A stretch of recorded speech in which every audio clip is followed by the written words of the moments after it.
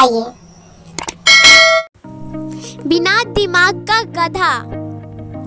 बहुत समय पहले की बात है। जंगल का राजा शेर बूढ़ा हो चुका था। कमजोर हो जाने के कारण वह शिकार तक नहीं कर पाता था। उसने लोमड़ी को बुलवाया और उससे कहा, मैं तुम्हें अपना मंत्री बनाता हूँ।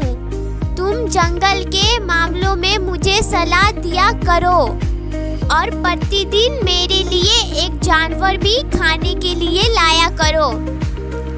लोमड़ी बेचारी शेर की बात सुनकर बाहर चली गई। रास्ते में उसे एक गधा मिला। वह गधे से बोली, तुम बहुत भाग्यशाली हो। अपने राजा ने तुम्हें प्रधानमंत्री बनाने का निश्चय किया है। गधा बोला, मुझे तो शेर से डर लगता है। वह मुझे मार डालेगा और खा जाएगा, और वैसे भी मैं मंत्री बनने लायक ही नहीं हूँ। चालाक लोमड़ी हंसने लगी और बोली, अरे तुम्हें अपने गुणों का पता नहीं है। तुम्हारे अंदर बहुत सारे अच्छे अच्छे गुण हैं। हमारा राजा तुमसे मिलने के लिए बेचैन हो रहा है। उसने तुम्हें इसलिए चुना है क्योंकि तुम बुद्धिमान हो। अब मेरे साथ चलो और राजा से मिल लेना। वह तुमसे मिलकर बहुत खुश होगा। गधा लोमड़ी की बात मान लेता है और लोमड़ी के साथ चलने को तैयार हो जाता है। जैसे ही वे लोग गुफा में घुसने से पहले ही शेर गधा पर झपट पड़ा और उसे तुरंत मार डाला। शेर ने झलक लोमड़ी को धन्यवाद दिया और खाने की तैयारी करने लगा।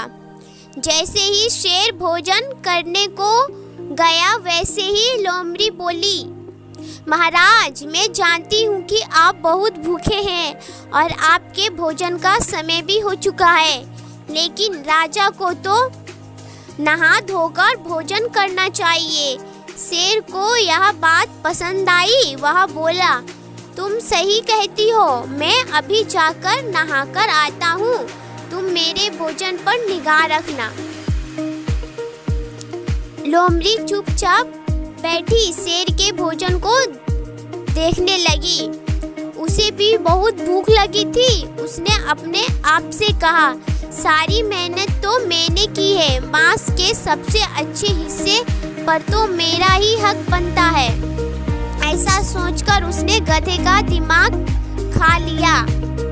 जब शेर लौटा तो उसकी निगाह गधे पर पड़ी। उसे लगा कि गधे का कुछ हिस्सा कम है। उसने ध्यान से देखा तो समझ में आया कि गधे का दिमाग गायब है।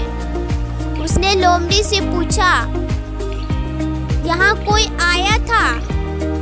इसे गधे का दिमाग नहीं है।